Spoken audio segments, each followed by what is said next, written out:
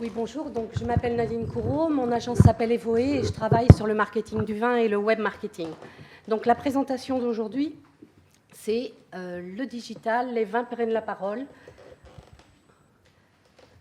C'est ça, oui. Parce qu'avec le digital, on l'a vu, il y a une porte qui s'est ouverte largement pour la communication des vins et que tout le monde n'a pas encore osé pousser largement. Et cette porte ouverte représente un vrai bouleversement pour la communication des vins. À la demande de Gilles Brianceau, d'Innovin, qui souhaitait que j'évoque l'évolution de l'influence de la presse du vin et des blogueurs du vin dans la communication digitale des vins, je vais repartir il y a 3 ans. C'était à peu près à la même époque, je présentais alors à Catch Business School le résultat d'un travail de recherche de 18 mois que j'avais mené dans le cadre d'une thèse professionnelle liée à un MBA de marketing Internet que je venais de faire en part-time sur Paris en parallèle de mon travail de consultant. Et le thème était l'information du vin sur Internet, ce qui a justifié la demande de Gilles. Donc le but de cette recherche, c'était d'abord d'approfondir l'évolution des comportements de consommation de l'information sur le vin sur Internet, ensuite d'étudier l'évolution des modèles économiques de la presse du vin avec Internet et d'étudier l'apport des nouveaux contributeurs qui vont parfois jusqu'à remplacer les journalistes. Comment fonctionnait donc la presse du vin avant le digital et quels étaient ses liens avec le secteur économique du vin? Eh bien, malheureusement, il y a un effet ciseau qui condamnait un peu inexorablement le modèle économique de la presse et de la presse du vin, avec une baisse des recettes, qu'elles soient publicitaires, petites annonces, vente au numéro ou abonnement, et avec des coûts de fabrication qui restaient élevés, que ce soit au niveau des rédactions, de la fabrication et de la distribution. Donc ce modèle économique était en perte de vitesse et n'était plus du tout adapté au contexte d'Internet, avec notamment les mutations de comportement du lectorat et l'évolution des technologies du web. Notamment aussi parce qu'il y a un marché de niche, comme disait Michel Raymonda, sur une capacité à acheter de l'information sur le vin, donc ça représente un marché d'environ 100 000 personnes.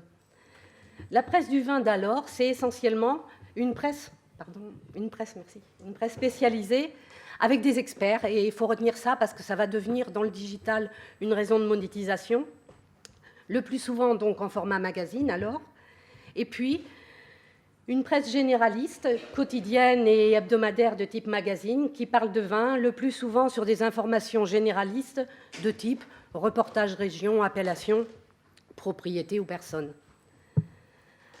Avant l'ère du digital, communiquaient parallèlement les marques de vin, entendu que quand je dis marque de vin, bien sûr, c'est tous les vins qui portent un nom, quel qu'il soit, qu'il s'agisse de vins de producteurs ou de vins de négoce.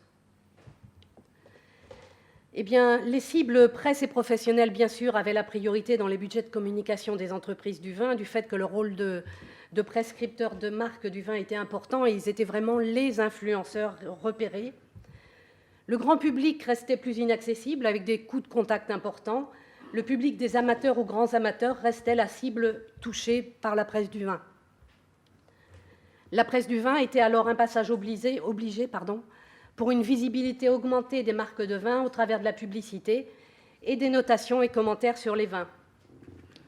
Qu'est-ce que le digital va changer dans cette organisation de la communication sur les vins et de la diffusion d'informations sur les vins? Et qu'est-ce que cela va changer pour les marques de vin et pour les entreprises du vin? Avec le digital, d'abord, un grand changement, c'est le libre-échange des données, des informations. Les informations sur le vin vont de plus en plus vite, de plus en plus loin. Elles sont plus et mieux partagées en temps réel par des milliers d'internautes. Et ça représente donc une fantastique opportunité pour les marques, pour les entreprises du vin, de ces flux permanents d'informations qui circulent, sans arrêt et en grand nombre. Pour les marques de vin, l'enjeu, c'est de s'y glisser et de s'y rendre visible. La sérendipité, ça c'est un mot important qui définit bien les mutations qu'il y a eu avec le digital. Ça définit le plaisir qu'on peut avoir à surfer sur le web, à naviguer là où l'opportunité des contenus rencontrés vous pousse. Et c'est ce qui aide le mieux à comprendre le comportement de l'internaute vis-à-vis des informations sur Internet. Il s'agit de la possibilité donnée par le web de trouver des informations sans les rechercher, d'attraper des opportunités offertes par ces informations partagées, les contenus des autres utilisateurs. Un grand changement aussi sur le web, ça concerne, on en a parlé déjà, des contenus, et on est vraiment dans les contenus, cette libre création de contenus, ce libre-échange des contenus, ces informations mises à disposition de tout un chacun, c'est une explosion qui représente vraiment l'essence même du changement avec le digital. Ces contenus, ce sont des informations posées et transmises sur le web par d'autres utilisateurs. Ce sont des textes, des photos, des vidéos, et les marques de vin ont toute leur place à prendre pour être créatrices de ces contenus qui vont les faire mieux exister et les rendre reconnaissables sur le web. Matière vivante, car oui, sans contenu, il n'y aurait pas d'Internet, et produire des contenus, et par-dessus tout des contenus de qualité, est une nécessité pour arriver à une visibilité sur le web. Pourquoi ? Eh bien, il y a 2 raisons. Tout d'abord, parce qu'ils sont l'objet des recherches de l'utilisateur, les fameuses requêtes, dont le consommateur de vin, l'utilisateur, c'est aussi le consommateur de vin et le professionnel du vin.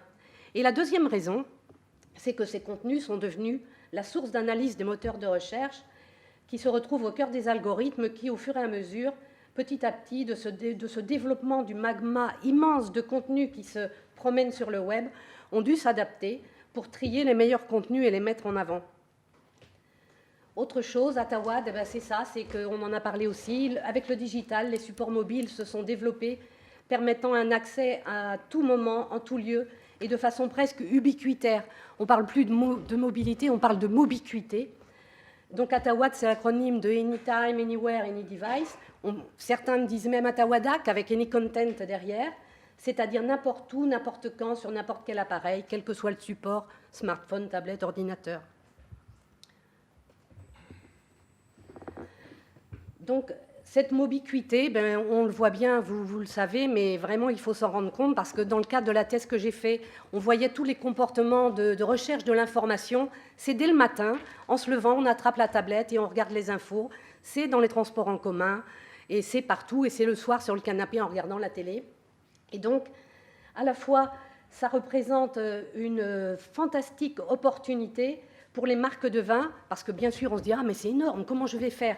Oui, mais c'est fantastique. Vous avez le moyen maintenant de toucher ces mobinotes n'importe où et n'importe quand. Donc ça, c'est quand même une très belle opportunité.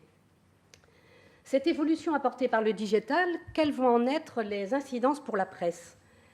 À côté de la presse, bien sûr, il y a aussi eu toujours les contenus, et il y a des apporteurs de contenus nouveaux.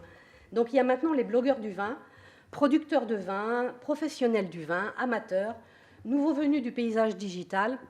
Ils sont les producteurs de contenu sur les vins.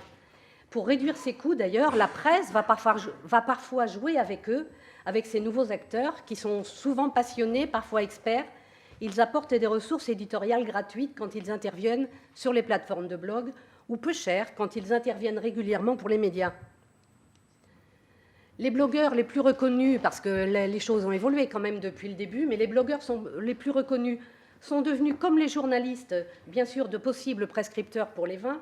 Certains sont même devenus journalistes ou collaborateurs de médias.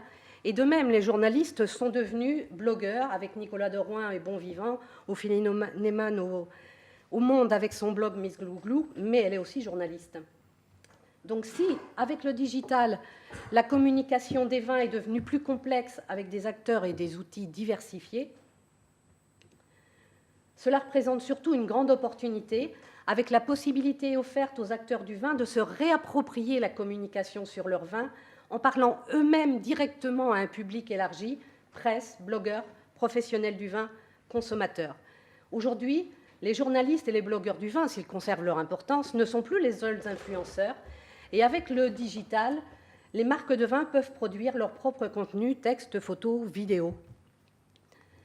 Par ailleurs, produire soi-même ces contenus sur ces vins peut devenir une source d'information pour la presse et les blogueurs qui, avec des modèles économiques qui restent fragiles, sont toujours friands d'une information intéressante qui leur arrive à peu de frais. Publier des contenus sur ce qui fait l'essence même de l'identité de ces vins, de ces marques, de façon différenciée des autres, bien sûr, pour être facilement reconnaissable, permet d'assurer une visibilité durable, même quand la presse pourrait ne pas parler de ces vins. Un bon contenu pour une marque est un contenu authentique qui apporte de la valeur à la marque et, dans l'ensemble, un contenu régulièrement renouvelé. J'en avais déjà parlé là, sur une intervention rapide une fois il y a 1 ou 2 ans. J'aime bien quand même cette image forte. des contenus morts et des contenus vivants. Les contenus morts qui ne vivent pas et qui sont posés une fois pour toutes, notamment sur certains sites vitrines, ne sont pas attractifs. De la même façon qu'il n'y a que la famille et les amis pour aller visiter un mort, il en est de même des visiteurs d'un site web dont les contenus ne sont pas renouvelés régulièrement. Et oui, mais c'est tellement vrai. Les acteurs du secteur vin doivent donc être eux aussi dans ce monde de flux d'informations partagées, parce que c'est riche de visibilité pour vous, apportant leur contribution et leur propre contenu sur leur marque de vin. Les recettes de la visibilité des vins ont évolué. Et il y a toute une gamme d'outils et d'actions qui peuvent maintenant être utilisés grâce au web. Au-delà des sites vitrines qui doivent régulièrement publier des contenus et être visibles sur tablette et smartphone, un site d'actu ou blog en connexion avec le site vitrine contribue à conforter la présence des marques de vin sur le web avec un contenu régulièrement renouvelé. Et puis bien sûr, le contenu, eh bien, c'est la base.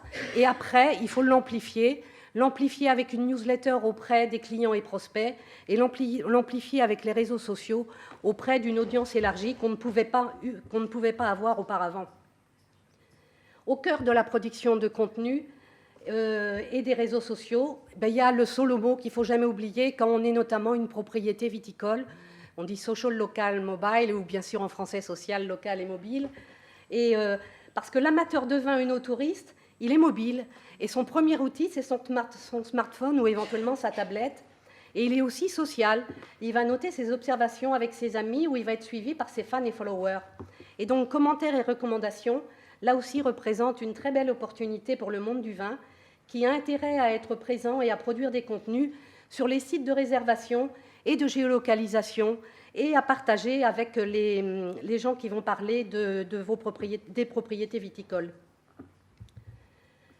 Alors juste pour terminer, une petite étude du printemps 2015 de l'agence Equero sur les sites internet de vin les mieux référencés sur Google qui démontre que ceux qui mettent du contenu sur le web sont les plus visibles. La méthodologie, c'est 10 000 requêtes, les résultats donc, ont été analysés sur 10 000 requêtes liées au vin, une note attribuée à chaque acteur qui prend en compte les positions obtenues par les sites dans chaque mot-clé et aussi le volume des requêtes. Et donc, les trois premiers, ce n'est pas tout à fait anormal. Le Figaro.fr et La Vie du Vin, ça produit des contenus tous les jours sur le vin et de nombreux contenus, parce qu'il y a autant le Figaro que La Vie du Vin, le Figaro. Par ailleurs, il a été fait au départ, Virginie Clèves qui l'a mis en place, à l'époque elle n'y est plus, mais a beaucoup travaillé et sur l'ergonomie et sur le référencement, donc on parlait du SEO tout à l'heure, le référencement naturel, elle a travaillé là-dessus, et bien ça se voit parce qu'aujourd'hui ils sont premiers. Wikipédia, c'est normal, c'est un site que de contenu nouveau, retravaillé, etc. Et Ideal Wine, là c'est bien parce qu'on voit qu'ils ont un blog qui est connecté à leur site, ils produisent régulièrement des contenus, et bien ils se retrouvent troisième. Donc, pour en terminer, l'associé gérant de Equero, Cyril Desfonds, indiquait, et je le cite, « L'équation gagnante consiste à publier du contenu avec une réelle profondeur et avec une grande quantité pour apparaître comme un référent aux yeux de Google, mais aussi et surtout de ses utilisateurs, les internautes. » Donc, ça illustre vraiment l'intérêt des contenus. Et là, je vais juste vous montrer un contenu. Voilà, ça va marcher. C'est très petit parce que c'est un teaser, c'est récent, c'est sur le millésime 2015. C'est une collective, je suis désolée, c'est la Bourgogne. Ça pose aucun problème, je connais la personne qui l'a fait. Non mais voilà. c'est ce qu'elle a dit tout à l'heure, voilà. Donc ça montre l'intérêt, vous voyez.